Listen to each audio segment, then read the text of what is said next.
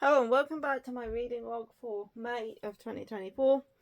I haven't done a haul for May because I didn't actually buy any manga in May because I bought that much the month before. I still have quite a bit to read, and I have done a sci-fi haul order, but I ordered that on the first. I ordered that in June anyway, so that'll be like a June haul, and that'll be coming probably as soon as it arrives. I'll haul it, but I've only just placed the order. So yeah, no haul quite yet, but we do have a reading log, and I do have like plans for some other videos that I'm thinking of doing. So anyway, let's get on with this video. And today, throughout the entire month, I read 23 volumes, which was a lot more than last month where I only read 15, but that's because I had Japan last month. This month I had a couple of days where I read nothing, but most days I did actually read something. So first I read Cheeky Bat Volume 9. This one took me 2 days to finish. I read it over the first and the second. I gave it 4 stars. It's another volume of Cheeky Bat. It's continuing to be good. I like it. I can't really say much about without spoiling it, but yeah, it's Cheeky Bat. It continues to be good. I continue to enjoy it. So yeah, I don't really have much to say about this one other than that. So yeah, we're 9 volumes in. It's still good. It's high school romance that's now sort of becoming college romance because one of them's graduated, but yeah. Cheeky Bat. Okay, on the 3rd I read Volume 2 of Nina the Story Bride, which I gave 4 stars? Yeah, 4 stars. I like this one more than Volume 1. I did enjoy Volume 1, but I thought this volume was better. It's a fantasy josei. We follow Nina, who is an orphan, and she's like living on the streets with these 2 boys, and there's this princess who's also a priestess, and she dies in a carriage accident, and now they need to replace the princess with someone else, but not many people know what she looked like because she never left like the temple. So they find a girl who has the same colour eyes, Nina, and make her into the new princess, and now Nina has to like train to become this new princess and not let anyone figure out her identity. And yeah, we learned a lot more about what's his name, Azor's background, and in this volume, and his background was interesting and finding out his like secret. And then we also met his grandfather, who was an interesting character. And then at the very, very end of this volume, we are introduced to Set, who is the 3rd main character of this series. And so far, I do not like him at all, but he's only really appeared in like 3-4 pages so far. So I'm gonna not really make a decision on him until I at least read the next volume to see what he's actually like, because I can't really judge off like 4 pages. But yeah, I really liked this volume. I liked Azor's backstory and learning more about him and Nina. I like her in this volume too, and yeah.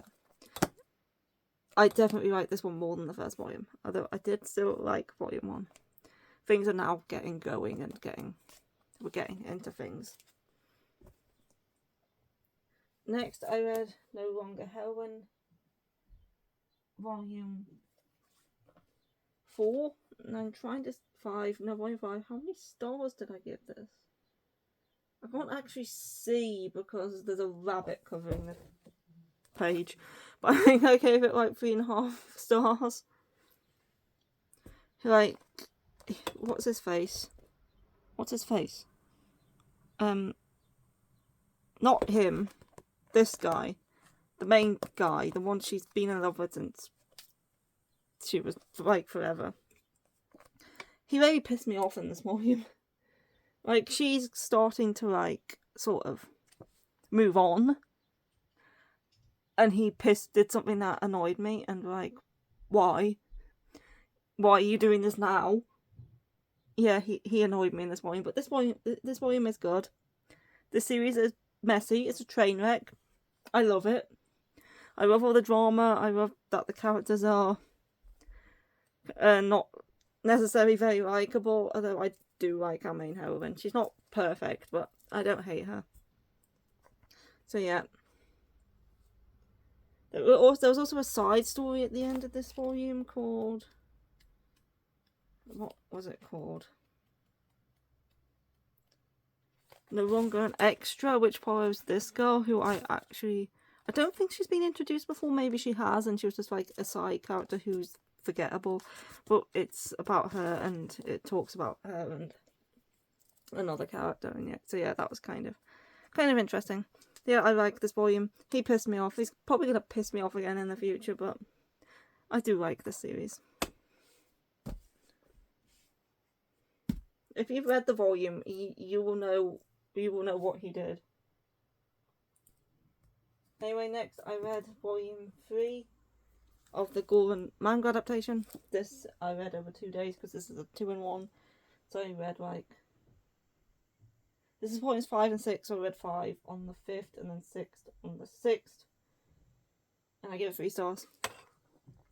There's some stuff that happened in this volume which I don't remember from the light novel. It probably did happen in the light novel, but it's been years and years since I read the light novel, so I probably just misremembering it actually happening. And also the light novel is like written words, it's not pictures, so obviously it's going to be more emphasised in the manga because you can see it, whereas in the light novel it's just words.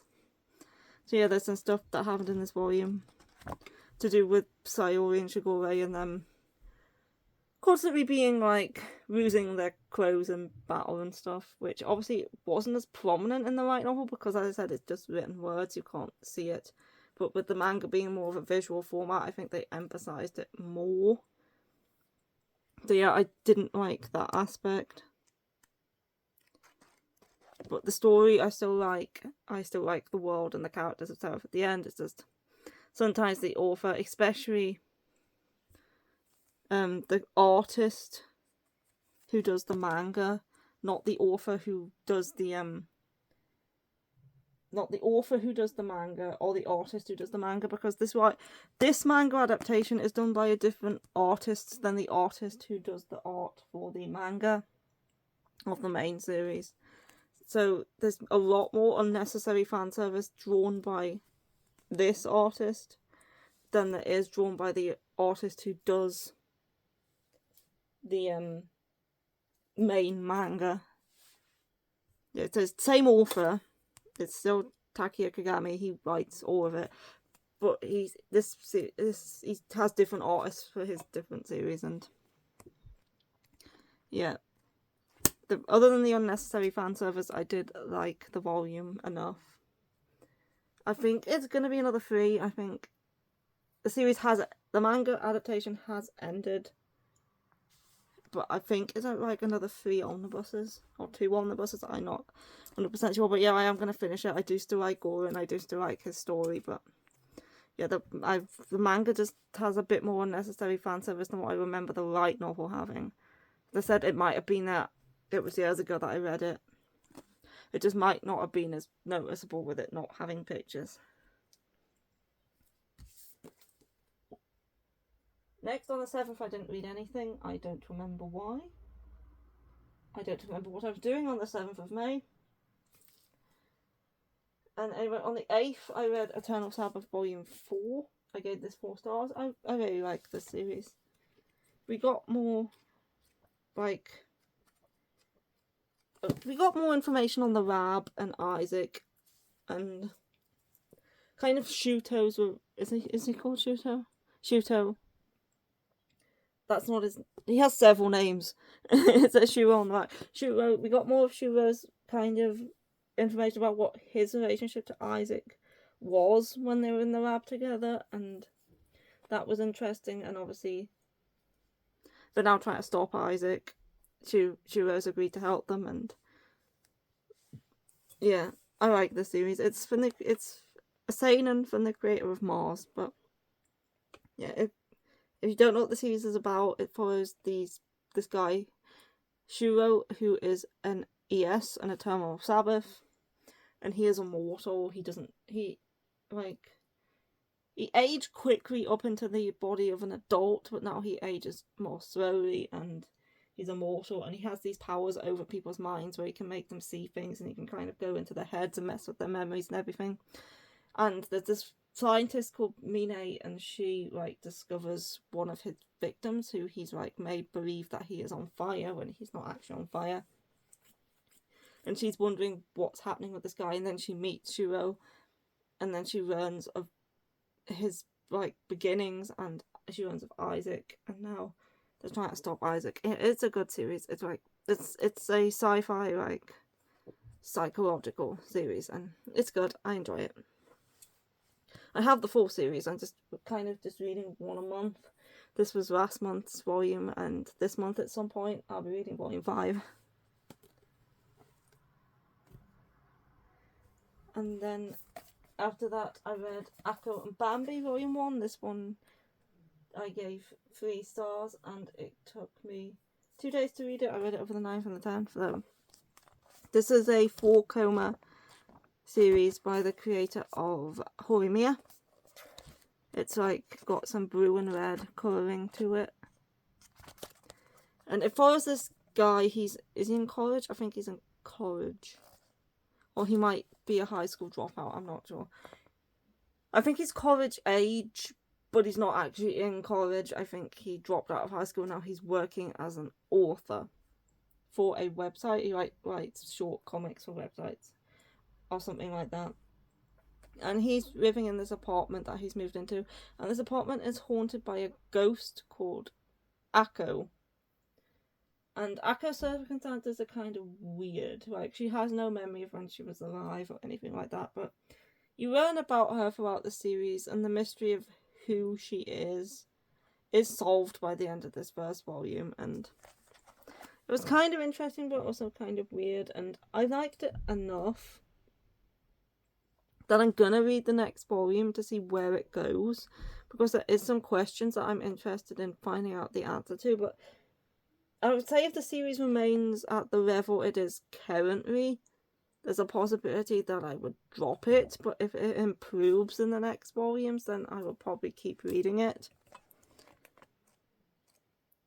But yeah, I did enjoy it enough to want to give the next couple of volumes a go, but if it doesn't improve it at all and just stays at this level, I would probably just drop it, because I have limited shelf space and I want to use that space for series I enjoy, and this series I just think is okay. So I would rather, if it's just going to remain okay and not get good, I would probably just drop it. But yeah, I'm willing to give it a couple more volumes to see if it gets good, because as I say, it's not terrible. I did like it. It's just definitely not a favourite. Unlike this next volume. These next 2 volumes were both 5 stars. On the 11th, I read My Girlfriend's Child Volume 4. Great volume. Cliffhanger ending. I need the next one. The next one I think is not out to like August, I think. But yeah, this series is great. It's about teenage pregnancy. This girl who's in high school discovers she's pregnant, and she tells her boyfriend, and they're kind of sort of discussing what to do. Then it's like they need to tell the family, they need to tell the school, and all the drama and challenges and stuff that comes with being pregnant as a teenager is like discussed in this. It's a very good series. Very dramatic. I love it. And I like the art too. It's very simple but nice. There we have something happen in this volume. Like, her father, who's been working away, comes home, and I won't spoil it, but some stuff happens with that, and then they said the ending was a cliffhanger, and I need the next one as soon as possible. But yeah, this series is great. I highly recommend it. 5 stars. Along with this next one, which is also a 7 series title, and it's also the same size. This is, I read on the 12th, this is Lonely Castle in the Mirror Volume 2, which I also gave 5 stars. I love this series. If you're not reading this series, you should be reading this series. It's only 5 volumes long, so it's not a long series, it's not a big commitment. Volume 3, I think, comes out very soon. But this is based off a novel, not a light novel, just a straight up novel by the author of stuff like Yamahara, Enemy Supremacy, and the original novel for A School Frozen in Time is also by this author. It's Mizuki Sugimura. I haven't actually read any of her light novels, but I did read the manga adaptation of A School Frozen in Time, and obviously I'm reading the manga adaptation of this one. But the original novel for this one is out in English, and I would definitely be willing to want to pick it up and read it at some point. Maybe after I finish the manga though, so I can experience the manga first, and then maybe find somewhere to watch the movie, because this has a movie. And I have no idea where to watch it. I can't find it anywhere. I think they premiered it at Scotland Rubs Anime in the UK, but I haven't been able to see if they put it out anywhere else since. But yeah. A great story. We follow this middle school girl. I think she's about 13, possibly 14 at the oldest. And she is, there is definitely trigger warnings in this for very intense, brutal bullying. She's bullied at school, and she decides to stop going to school because of this. So she's kind of become a shut-in. She doesn't like leaving the house. She doesn't really like leaving her bedroom. And one day, her mirror suddenly starts growing, and she steps through it, and she comes into this castle with like a bunch of other kids in middle school, like 6 other kids. So there's like 7 in total, as well as this little girl dressed as a wolf. And this girl tells her that this is the lonely castle in the mirror, and they have a year to find this key, and whoever finds the key is going to get their wish granted. So, but once their wish has been granted, the castle's going to close, and they have until a year to, like, the castle will close at the end of the year anyway. If they find the key, the castle will close straight away. So some of them are looking for the key, some of them are kind of just staying in the castle just to get away from their lives, because they all have something going on in their lives. They've all had trauma happen to them. They've all experienced bad situations. In this volume, we now know this guy's story. So we now know the story of our main girl as well as this guy. And we also, where is he? This guy, we get some of his story too. But we yet to get any background on this girl here, or him, or her. But they've all got something going on in their lives, because none of them are going to school, because the castle is only open during school hours, so they know if they're at the castle, they're not in school. But yeah, if you can handle the bullying, it's a very good manga. I would highly recommend it. And the artwork is quite nice too. Yeah, it's not one I hear a lot of people talking about, but it's excellent. Next, on the 13th, I read The Ice Guy and His Cool Female and the Cool Girl. This I gave 4 stars. This is it's more like episodic chapters of this guy called Himuro. He's the descendant of a snow woman, and he works in this office with Fuyutsuki, who is just a normal human woman. And he's in love with her. And it's very blatantly obvious to the reader that he is in love with her, because you get his inner thoughts, and that's basically mostly what he thinks about. And she doesn't realise that he has feelings for her, but you can tell she kind of sort of likes him back, but I don't think she realises that she likes him back at this point. But it's just like cute little episodic chapters about the two of them hanging out together, and it's such a sweet, cute series. It's adorable, basically. There's other characters as well. We have a woman who is the descendant of a fox, and a human man who she kind of likes. And then there's also a guy who Himuro's friends with, who's the descendant of a phoenix, and then this woman who he works with. So the couples are kind of like a human and like a descendant of some sort of yokai. There's like 3 of them. And the art's very nice, and it's very sweet, cute. chapters. These are super thin though. It's Square Enix. It's very good though. I also recommend the anime. The anime was great. Next, I read another. The next two were actually Square Enix as well. On the 14th, I also read nothing. It's There's only 2 days this month where I read nothing, and the 14th was the other day, and I can't remember why. Nope, I can't remember why. Anyway, on the 15th, I read Volume 10 of Cherry Magic, because it was 4 stars. And the cover for this one is kind of a spoiler, but covers of manga do that a lot. So yeah, it's kind of like a metallic-y, silvery grey colouring to these words and everything, which is kind of interesting. Yes. So, Cherry Magic, it's a BL. It's an office romance. It's cute. It's funny. It's Cherry Magic, and obviously, if you read the volume, you know what happens in this volume, and also the cover kind of spoils it too. But yeah, it was a great volume. This isn't the end, though. There is more. It is going to continue past this point, which is good. And yeah, it's definitely made the M rating reasonable now, because at the beginning of the series you wondered why it was rated M. But now you kind of know why. So yeah, good series. And the next one I read was on the 16th. I read I Think Our Son Is Gay Volume 5, which I also gave 4 stars. This is a very sweet one about her mother, who's realising that her son is possibly gay by the things he's like saying and doing. But he's still in the closet, but she wants to be supportive of him without like outing him and making him uncomfortable. Yeah, it's a very good series. This volume also contains some asexual representation with the younger brother. I can't remember his name, but yeah.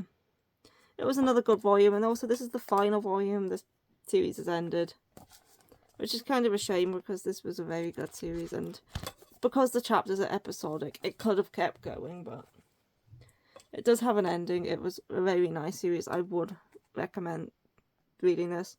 I should have actually saved this to read this month in June for Pride Month, but I forgot and I read it last month. But oh well. I've got a big stack of BL coming with my sci-fi order. I've run out of BL to read at the minute, which is why I've been reading other things. But I do have a bunch of BL coming with my sci-fi order, which I'll be reading for like the Pride Month readathons and stuff. I just have to wait for it to arrive. Because I'm currently out of BL. I read it all last month.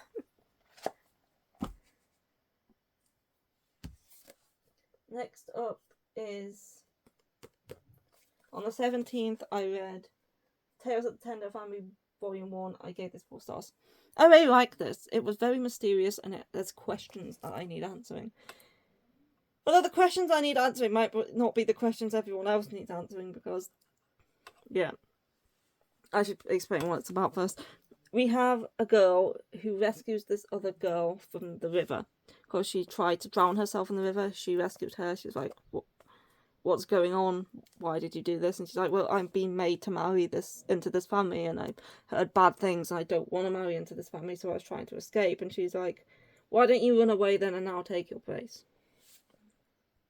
So she takes her place because she was orphaned as a young girl, like 2-3 years old, and she was taken in by this old man, and because she was so young when she was orphaned, she doesn't remember her own name, and this old man just referred to her as Pipsqueak, so she does not know what her name is at all.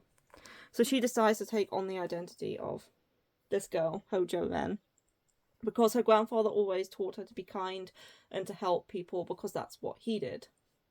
This is quite a dark series, by the way, and recently her grandfather has passed away, and she decided she wants to join him. So she tries to hang herself in her house, but the beam breaks, and she sees that as a sign of her grandfather wanting her to live on, and now her purpose in life is to die saving somebody, because she thinks if she saves somebody and that's what takes her life, then her grandfather will be proud of her for putting her life on the line for somebody else and will allow her to join him in heaven. Because that's all she wants. is to be with her grandfather again, because he is all she had in life. Anyway, so she decides that she's going to marry into this, pretend to be her, to help her out, marry into this family, and she meets the guy she's going to be marrying, and he's a total dick. He's an absolute dick. But yeah, he finds out about her ruse pretty much straight away. But he's like, you want to, like, die for somebody, right? Well, you can, like, protect me. Continue to play the part of this girl until we can find the real her, because it's basically your fault she's missing in the first place. Well, not really, but he thinks it is.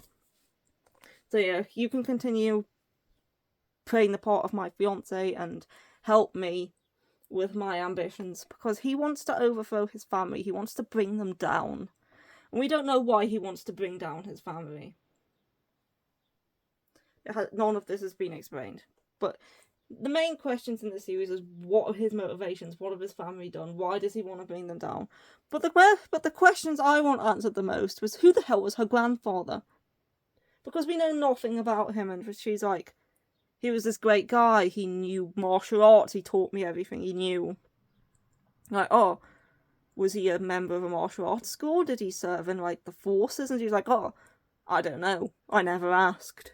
So we know nothing about this grandfather, and I'm intrigued as to, like, who is this guy? How did he know so much? How was he able to do so much? Who the hell was he? So then my main question is, I want to know more about this grandfather. Yes, I want to know about his family and why he's doing what he's doing, and maybe more about her too, and who her parents were, but, like, I'm just wondering who this grandfather was, that he was able to, like, teach her all this stuff and know so much. So yeah, I'm definitely intrigued by this first volume. I enjoyed it a lot, and I'm definitely going to be reading more. It was good.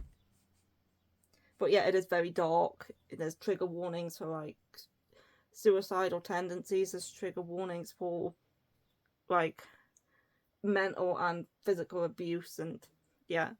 It's not a light read. But it does also have some, like, comedic moments to it as well.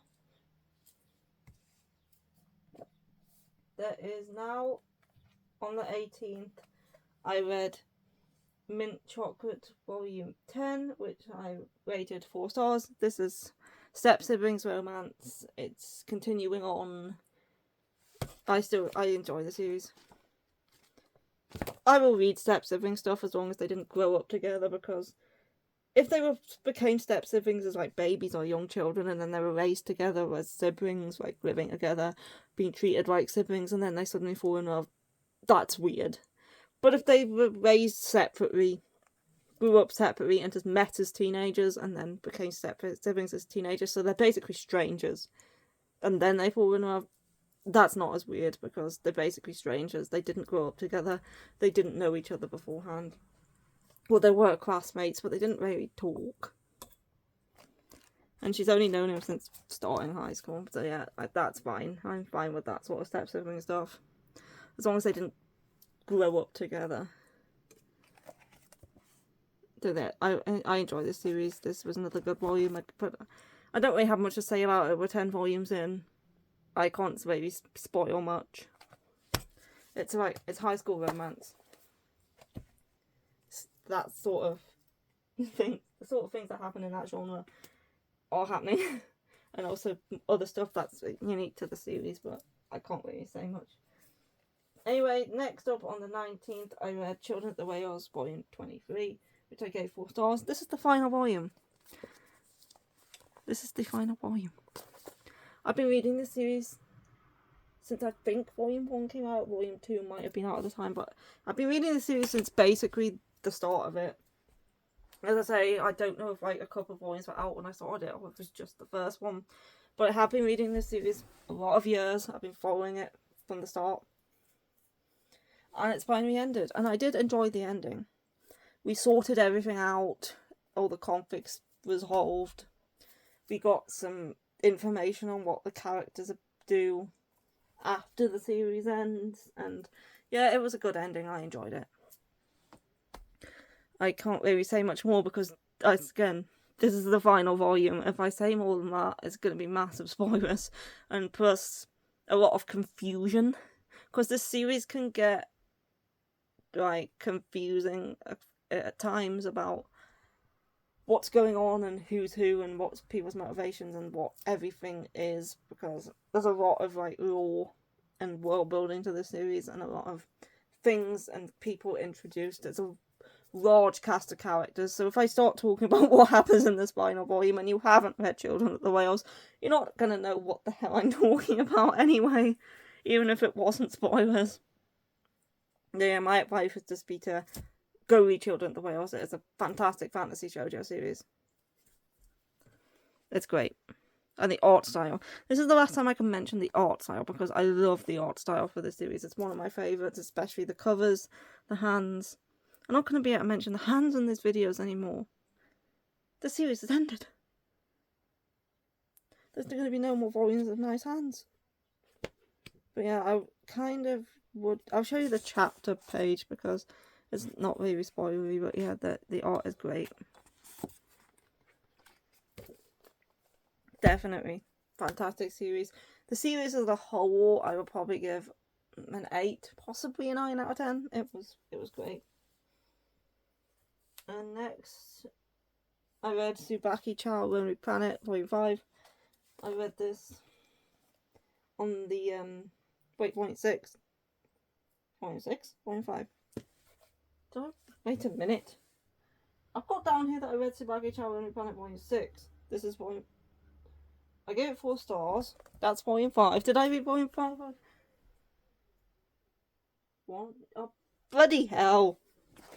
Put them on the shelf in the wrong order and I've grabbed the wrong one. Yes. I read Tsubaki Child Lonely Planet Volume 6. Can't believe I didn't notice that. Normally I would notice straight away if I put something in the wrong order. Yeah, I read Volume 6. Again, I like this series. It's an age gap romance. The age gap is 12 years, so if you don't like age gaps, definitely avoid this one. She's in high school. He's 28. But yeah, I don't mind. It's fiction. And yeah, again, it's high school romance. Things happen in this volume. I like this volume, but I can't say much without spoiling it. But yeah, things are progressing. I can say that. It's a good volume, and I like this series. I like Miki Yamamori. Next, what did I read? Oh yes, I read Hero for the Shadow Hero, Volume 1, which I gave 3.5 stars. I read this on the 21st. This is a steamship title. It's smutty. It's explicit. There's boobs. There's insertion. There's everything that usually comes with a smut series. It was good. It's kind of wholesome despite the smut. Yes, it's explicit, but the relationship is kind of wholesome. Like, it's very consensual. We have our main girl who is got... I don't think this is an isekai. I don't think this is an isekai. It's based on a light novel, but I don't think it's an isekai. Our main girl has this power where she has healing abilities. But the only way to activate this healing abilities is with the person she loses her virginity to. So she loses her virginity to said person and heals them through the sex, and then she can continue to heal them through sex afterwards. I don't know if she can then heal someone who she hasn't lost her virginity to, or if she can only then heal the person she's lost her virginity to. That hasn't been explained, but there's this guy, and he is the shadow hero, and he's like a behind-the-scenes hero of a battle. Like, when she was a kid, her town was destroyed.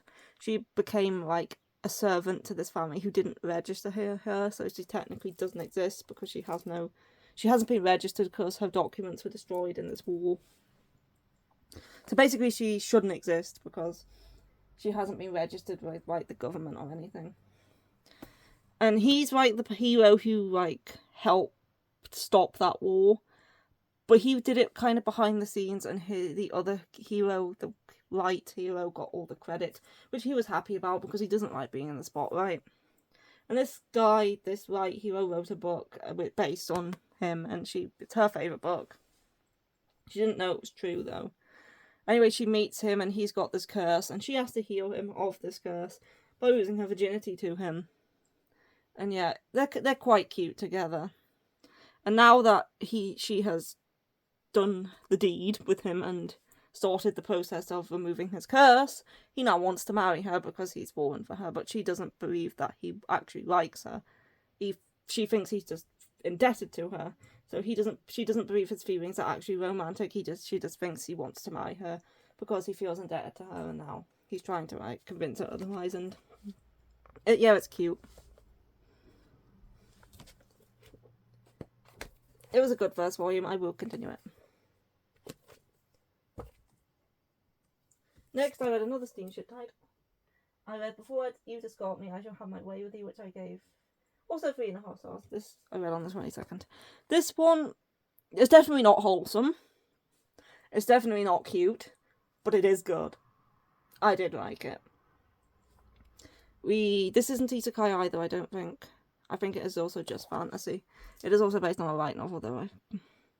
Which is kind of strange, actually. I'm going to go off on a tangent for a minute.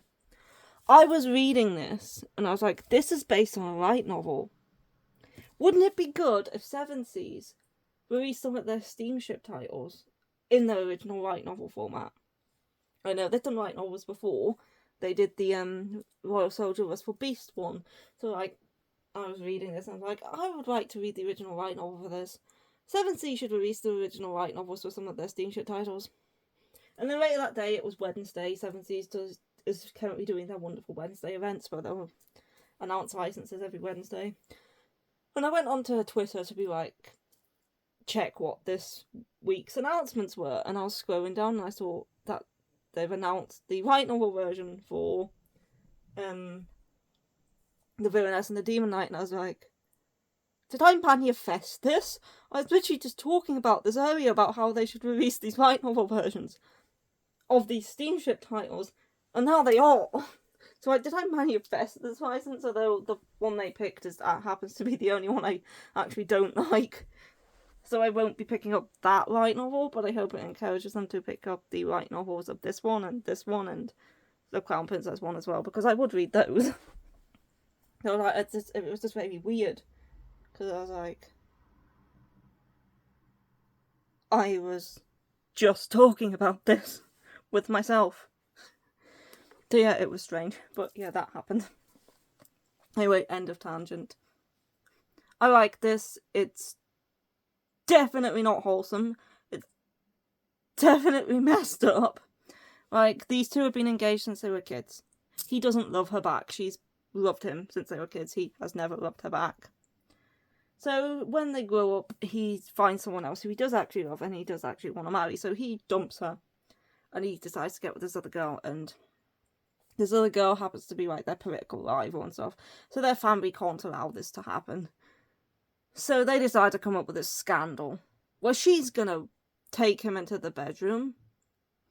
She's gonna tie him to the bed, and she's going to force sex on him, which she does, by the way. And she's going to pretend that she got pregnant from this encounter, and she's going to run away to another country. So there's going to be like a big upheaval where they think she's carrying the royal baby, and now they're going to have to marry her because she's possibly carrying the heir because he's the prince, and he won't be able to be with this other girl anymore. But what she doesn't expect is that through this encounter where she has sex with him against his will, he's going to become obsessed with her. And now he's gone round to this country, found out where she is, and taken her captive and taken her back to his castle and locked her up in like his rooms. And now he's having sex with her every night because he's become basically sexually dependent on her. So yeah, the relationship isn't great.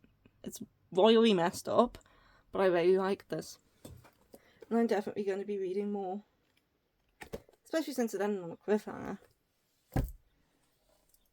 Anyway, next up, I read Karun, Generic Romance, Volume 6. I read this on the 23rd and the 24th. It took me a couple of days to read it, but I gave it 4 stars. This one answered quite a few questions, and I am now understanding what is going on I'm now understanding about Kaloon and what it is and what's happening there. I'm now understanding about the other stuff that I can't mention because it's a spoiler if you haven't read it. It's revealed in the end of Volume 1, but I'm not going to spoil it because it is like a big reveal. But I'm kind of understanding what's going on there now, and the stuff with the guy with the like the snaky tongue and his boyfriend. I'm kind of understanding their role a bit more, and also we had some revelations about him as well, which I wasn't expecting. Anyway, this was a good volume. I have to be very vague, there's a lot of spoilers surrounding the series, but yeah, this volume did answer a lot of questions, but also created new ones. So yeah, we've got some questions answered about some stuff, and then we got some more introduced. So yeah, we definitely don't know everything, but we do know a lot more, and my suspicions about what was going on were actually correct. Well, about 80% of them anyway. It's a good volume. Next, we're getting closer to the end now, only a few left. I read on the 25th, I read Medalist Volume 1. I gave this 4 stars? Yeah, 4 stars. I really like this. This is an ice skating manga about a guy. He wanted to be an ice skater, but the average age that you need to be to start professional ice skating is 5 years old. You need to start very young to train up properly to be a professional ice skater, but he didn't start until he was 14. So they basically had no hope in him of him ever getting anywhere in ice skating. So they decided to put him into like ice dancing instead, and having him like doubles and dancing with a partner and stuff. And he made it to something called the All Japans, which is like the biggest competition in Japan or something like that. And if you win the All Japans, you get to like enter like more the Olympics and competitions that are like worldwide. But he made it to the All Japans, but he didn't win. He didn't get anywhere. So he gave up on his career, and now he's working just random side jobs trying to earn money, because ice skating's expensive and he didn't have the funds to continue going past that point, so he kind of had to give it up. He's earning money to kind of like take part in some shows and stuff. But then he meets this 10-year-old girl, and she wants to be an ice skater like her big sister was, but her big sister ended up giving it up when she got to middle school. But she really wants to be an ice skater, but her mother is against her. And she meets up with him, and he kind of encourages her to keep going, to not give up like he did. So now a few things happen anyway, and he ends up becoming her coach. So now he is coaching her, and she's told him her dream is to like be the best ice skater in not just Japan but in the entire world. So now he's like, I had to give up on my own dreams, but I'm not going to let this kid give up on hers. So he's going to now try his best as her coach to get her to #1 in the world, because obviously she's 10 years old right now. At that age, she's not going to be able to enter like the Olympics. I think you have to be like 15, 16 at the Olympics, something like that. So I don't know if the series is going to follow her as she grows up or what. Anyway, right now, it's very good. I'm enjoying it. I thought it was very good. So yeah, if you like ice skating, it's a sports series. It's good. I would recommend this one. I can see why it's popular, and it's getting an anime.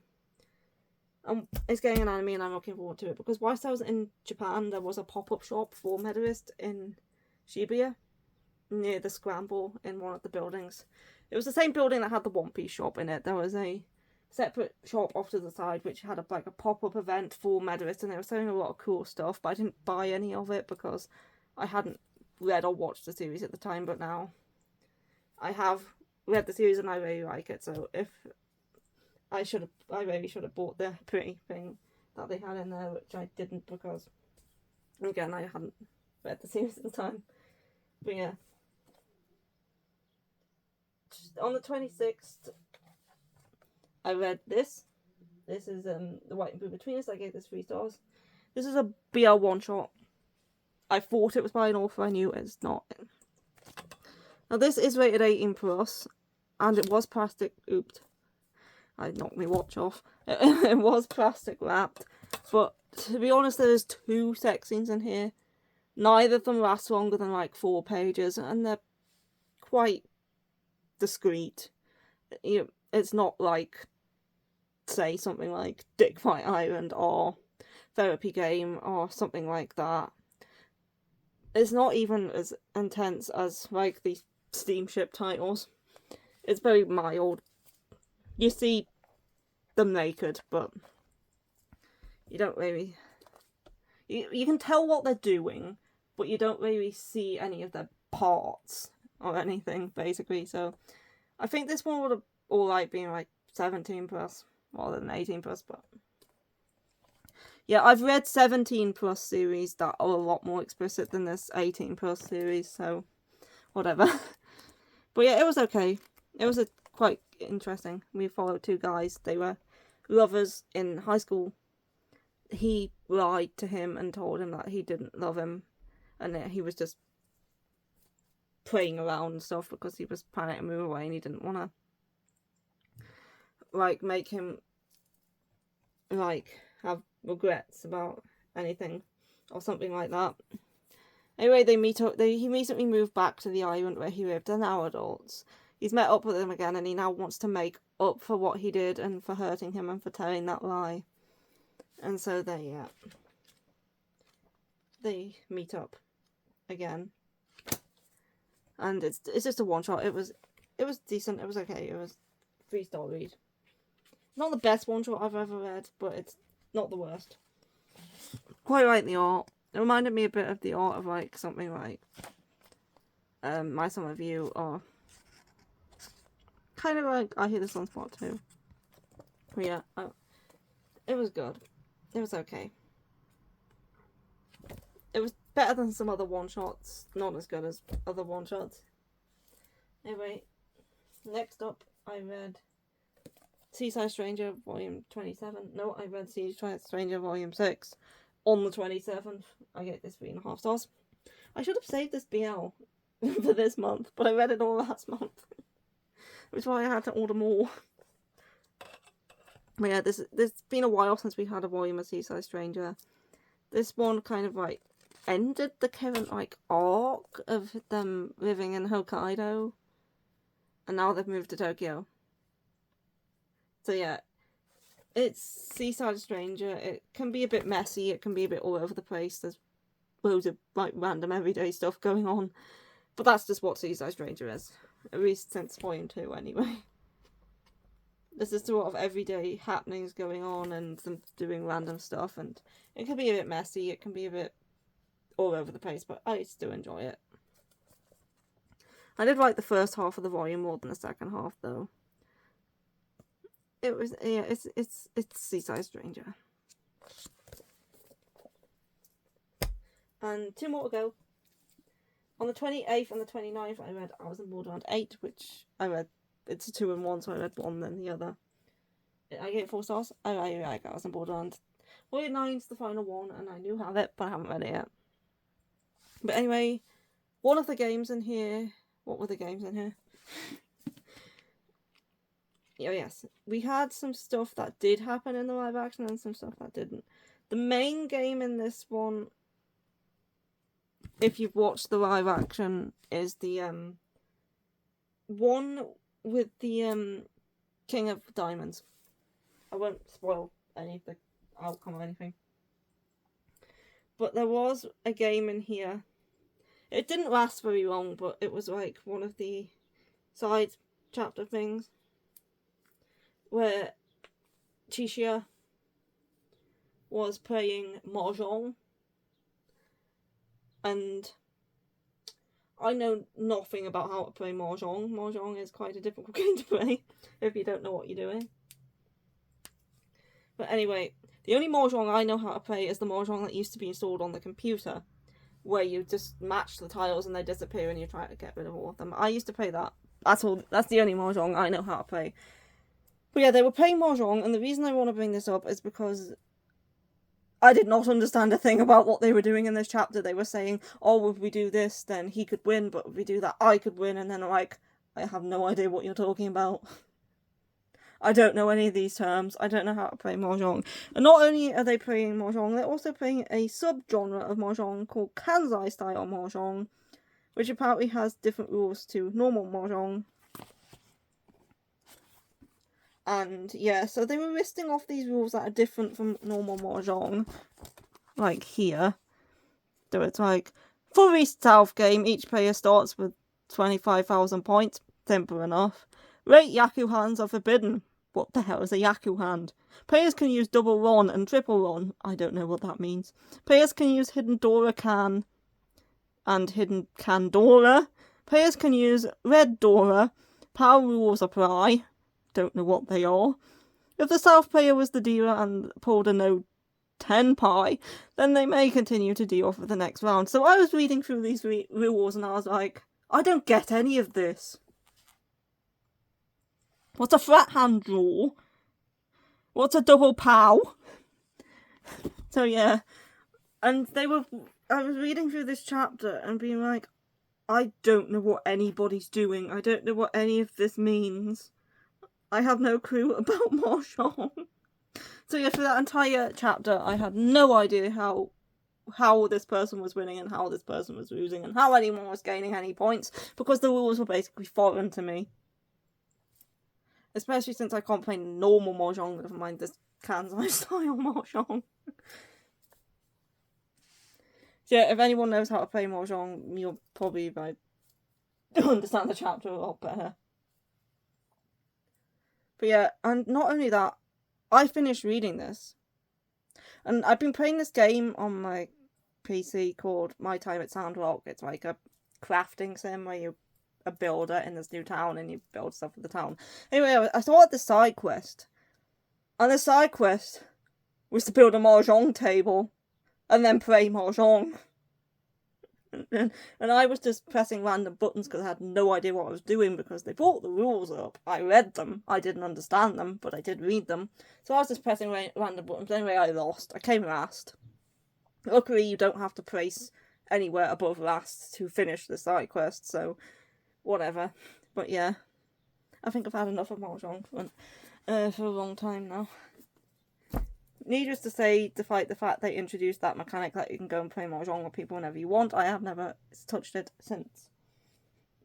And the last thing I read this month was the man boob isekai, which I read over 2 days on the 30th and the 31st, which I gave 3.5 stars. This is a 2-in-1 as well. So yeah, I got reincarnated in a BL world of big man boobs. This is a comedy manga about a boy. He dies, and he gets reincarnated into a BL manga. But he loves boobies, and he wants to touch them boobies, but he can't, because he was reincarnated into a BL manga of big man boobs. So now he's stuck with this giant dude, who is a teenager, by the way. This dude is in high school. And he has big man boobs. And he's like, I wanted boobs, but I didn't want man boobs. So now he's trying to get with this girl who's in his class who has big boobs, but he just keeps going down the BL routes and tripping like flags as to get the big man boobs. It was very, very weird, but it was funny.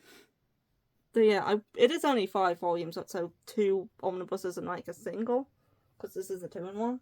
So I would definitely finish reading this series, but it was absolutely bizarre and ridiculous, but also quite funny. And it's also by Sakuji Now, which I didn't realise. Because I have Sakuji Now's art book, or he's one of them, and I didn't realise she wrote this. Because I really like her artwork. I have her art book. Some of her artwork is absolutely stunning. I didn't realise she was the author of this when I got it. The artwork in this is fantastic, by the way. I probably shouldn't show that page. This isn't explicit, by the way. There's no sex or anything. It's just ridiculousness with this guy here who's reincarnated into this BL world. He knows he's in a manga. He constantly references the fact that he's in a manga. And there's this thing that he calls the title god, who keeps popping up as well. Yeah, he's quite aware he's in a manga and he keeps referencing the fact, but yeah. And I just still can't believe this dude here is like 15. And there's some guy showing his nipple. Yeah, it was ridiculous. If you want a very, very ridiculous comedy and you like man boobs, give this one a go. Anyway, that's all I read this month. I hope you enjoyed the video, and I'll be back for another video when my haul arrives, or if I get round to making these other videos that have been on my radar to make for like months now, and I just haven't gotten around to it because it requires me to think, and I've been doing other things. Anyway, bye.